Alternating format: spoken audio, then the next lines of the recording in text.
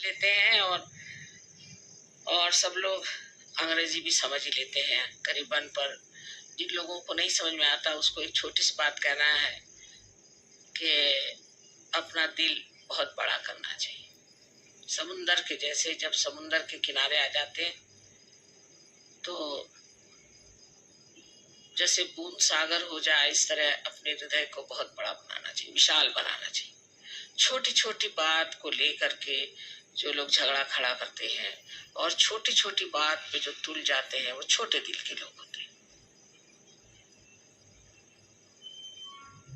और आत्मा का आनंद जो है वो शरीर के आनंद से बहुत परे है। बहुत से लोग मुझसे कहते हैं कि माँ आप ऐसे कैसे इतनी हालत में रह लेते हैं, चपरासी के कमरे में रह लेते हैं, आप कहीं भी सो लेते हैं, कहीं भी बाथरूम में चले जाते हैं। क्योंकि इन सब जो कुछ भी आरामदेह चीज है उसको उसका कोई खास असर नहीं आता। मुझको तो आत्मा का आनंद जहाँ मिले उसी में आनंद आता है।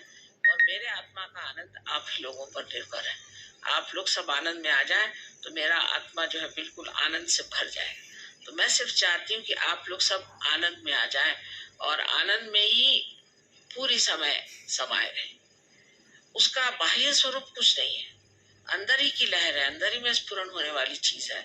बाह्य स्वरूप कुछ नहीं है, पर बाह्य को देखते हुए जो अंदर में घटना होती है, आनंद की जो उत्पत्ति होती है और उसका जो प्रसार हो करके और सारे हमारे शरीर को जो पूरी तरह से ढक लेता है और फिर सारा ऐसा लगता है कि दुनिया ही उससे ढकी जा रही है, उस आनंद की मैं बात कर रही हूँ।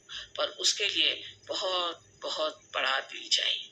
सब लोगों को दिल बहुत बड़ा करना चाहिए और अपने को इसमें ढाल लेना चाहिए कि जो आनंद परमात्मा ने आपके लिए बनाया है वो आप खूब मौज से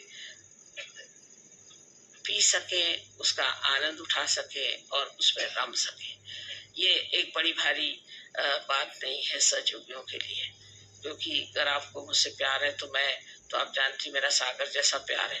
तो मैं इसको आप प्यार करते हैं, मुझे अगर आपको हृदय पे बिठाना है तो आपको भी सागर जैसे होना पड़ेगा। अगर आप सागर जैसे नहीं होंगे तो कैसे आप मुझे बिठा सकते हैं? कुछ हिस्से आप बिठा लेंगे, मुझे पूरी तरह से बिठाना तो बहुत बड़ा सागर जैसा दिल होना चाहिए। सागर के किनारे बैठे हुए हमें यही सोचना चाहिए और इस सागर से कहना चाहिए कि तुम हमें अपने जैसा विशाल बना दो। और सागर की विशेषता ये है कि सागर जो है सबसे नीचे की तह पे रहता है, नीचे सबसे नीचे, इसे नीचे कोई चीज नहीं होती। सागर सबसे नीचे तह पे रहता है और सारी दुनिया भर की नदियां आकर उसमें उतर जाती है। वो सारी नदियां उसके उतर आने के बाद में वो सबको अपने अंदर समाते जाता है। फिर उसके बाद कमाल ये है कि सूर्य में तपता है, सूर्य में तप करके उसकी भाप बनाता है और उसी से वर्षाव हमारे सारे जितने भी प्रदेश हैं जिनमें लोग रहते हैं उनको सब उस वर्षाव से वो पूरित करता है। फिर से नदियां बह करके आती, फिर उसके अंदर समा जाती। और अगर ये किसी टेकड़ी पे बैठा होता तो इसका क्या उपयोग होने वाला था, कभी का सूख के खत्म हो गया। इसी तरह जो मनुष्य हृदय का विशाल होता है वो सबसे नीचे ही बैठता है, सबसे नीचे ही उतरता है, उसकी कोई मांग नहीं होती, वो सब चीज को अपने अंदर समाते जाता है। ये विशालता की निशानी है। जो सब चीज को अपने अंदर संभाले वही आदमी हृदय का विशाल है। वैचारिकता से अगर कोई कहे कि मेरे विचार इतने प्रगल्भ हैं और मैं विचार से ऐसा, तो वो बात नहीं। विचार जो है बहुत दगाबाज भी होते हैं। इसलिए जो चीज एक स्थिति है वो अपनी ऐसी स्थिति होनी चाहिए कि जिसमें हम इतने अपने को खुश न समझे, अपने को इतने संतोष में लाए कि हम सबसे नीचे रह करके सब चीज को खींच सकते हैं, सब चीज को अपने अंदर समा सकते हैं और तभी फिर उसके अंदर आनंद की लहरें उठ सकती हैं।